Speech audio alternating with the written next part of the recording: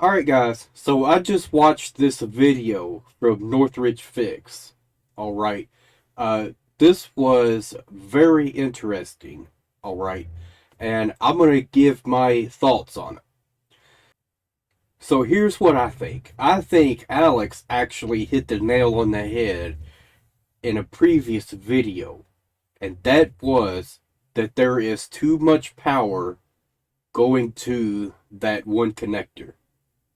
Alright, because he's getting ready to show, which he didn't actually specifically say that in this video, but he does allude to that fact.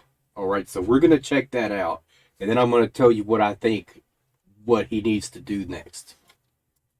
There's really a lot more at stake than just wondering what the problem is.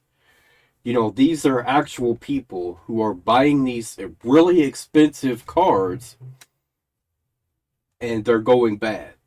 Alright. And not only that, from what I understand, the company's telling them, no, it's user error. We're not going to fix them. Alright. So, that's not okay. The latest video I posted, 4090 melted connector with the cable mod adapter installed, received a lot of attention. Gamers Nexus talked about it, and JayzTwoCents also talked about it. We're gonna play the video, and maybe we'll comment as the video is going on. What's happening? I have a video card, a 4090 right here. A 4090 card right here. It came in for a melted connector. We already replaced the connector. This is the 12 VH PWR connector. One connector on the card, not two, not three, but only one connector on the card. How does the video card plugs in to a power supply? You have a cable with 3 inputs, or you can have one with 4 inputs. The cable plugs into the connector. Let's go ahead and plug in the cable to the connector. And the cable fits in like this. The cable is fully in. It's not rocket science to plug in this cable. Absolutely not rocket science. Anybody with a tiny bit of brains will be able to disconnect and reconnect that cable. Nobody's going to connect the cable halfway on purpose. Anybody with a molecule of brains will connect the cable in a way where the cable goes all the way in, like now. And you have 3 12-volt inputs, 1, 2, and 3, and some cables, you have 4 inputs. Those inputs, they connect to the power supply, and of course the video card connects to your motherboard, and So he says there's 3 12-volt inputs. That is, so I don't know that much about it, but to me, that is a lot of power getting delivered to those pins, right, on the board. From my understanding, like, whether they plug the thing in all the way or not is irrelevant. They're still burning up, even with them being plugged in all the way. That theory holds up, especially when you count the ones that's using these custom adapters, right? So here's what I think. Alex, what you should do, get a few of these cards, plug them in with the custom adapter, plug one in all the way, plug one in halfway, plug one in crooked, sideways, whatever else you think, and get your thermal camera, turn them on, and start checking the temperatures. Alright? Especially if we could see the one with the adapter and the one that is plugged in all the way. If those two starts getting hot and starts to melt, then we know plugging them in all the way is irrelevant.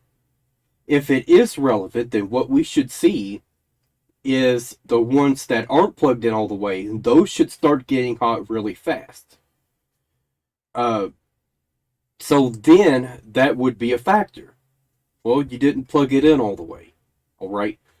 But as we found out later on, just moving it around, bumping it a little bit, like, there's no mechanical connection holding it in. So, if that is a factor, and even if it's not, since these are, really expensive products we're talking about, since there is even a slight possibility that if you bump it or nudge it or whatever else, the connector gets crooked, right, that it could start overheating. Look at VGA connectors, all right? You know, they have the screws to where you plug in the cable and you tighten up the screws, and then, like, it's not going anywhere after that, right? Why not design your cable to have those? All right. So I think what Alex is doing is he is being a spokesperson for the consumer. All right. The way I look at this, you know, I study a lot of aviation. All right. So anytime a pilot gets blamed for an incident or a crash or anything else, they bring in an independent spokesperson for that pilot. And that is because if an airline blames a pilot, then they're out of it. You can't, you know, they don't take any responsibility at that point, right? You blame the pilot, it all goes away. So that's an easy out for them. That's why they bring in an independent person to speak for the pilot to also do an investigation to make sure they're not just going to throw the pilot under the bus and call it a day. You know, that's not fair to the general public who are trusting that airline, that they're following all the protocols, that they're doing everything they need to do to ensure safety. All right. So it's really important that there's someone speaking for the consumer, for the pilot, for anyone who is, it is a easy out to just blame the consumer or blame the pilot or blame whoever else so that they have no obligations. All right. And I think that's what's going on here. You know, this company is looking at this and they're saying, you know what? Let's just put it on the consumer, and then we don't have any obligations at that point. We don't have to fix anything. But after a certain point, people are just going to stop buying your products. All right.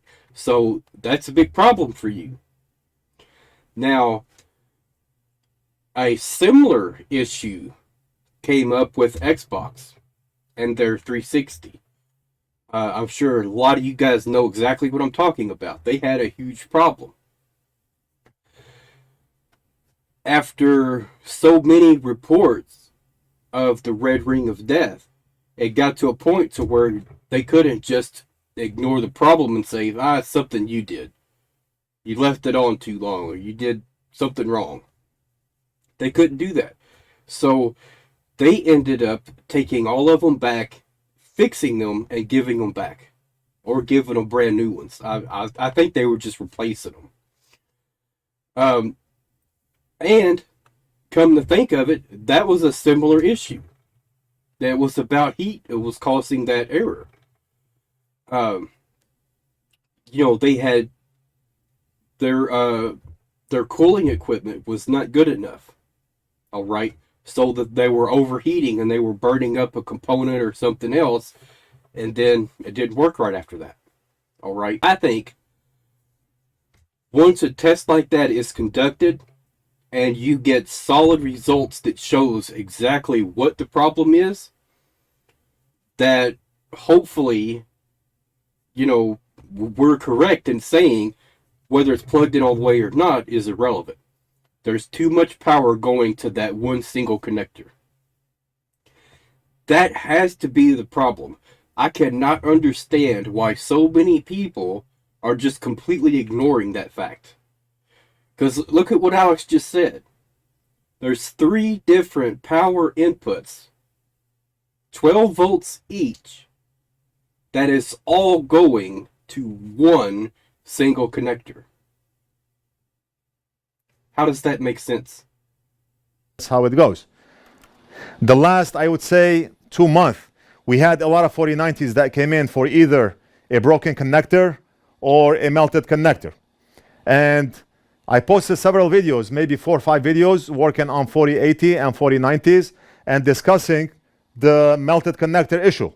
Customer is paying $2,000, $2,500 for a video card that will later. Also, something else just occurred to me.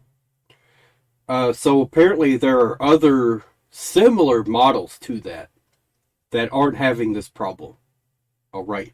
So what I would like to see, get a very similar model that is identical to that doesn't have this problem, and then go through and show what the differences are. All right. Because there has to be a difference. I mean, there just has to be. There has to be, multiple power inputs on the board or something like that. You know what I'm saying? Or even the voltage they're receiving. Maybe that's different. Right? So there's a lot of variables that needs to be ironed out so that the customer can report back to the company and say, no, there's a video that shows exactly what the problem is. Now you guys need to fix it. All right? And once enough people report back to this company, there's a video on YouTube that's showing where he's testing a whole bunch of different boards and he's showing which ones are failing or on the verge of failing and why. Now it's on you to fix it. You need to take these boards back, fix them, and give us back the boards that are going to have the problems fixed. All right. So, all right. That's it for now, y'all.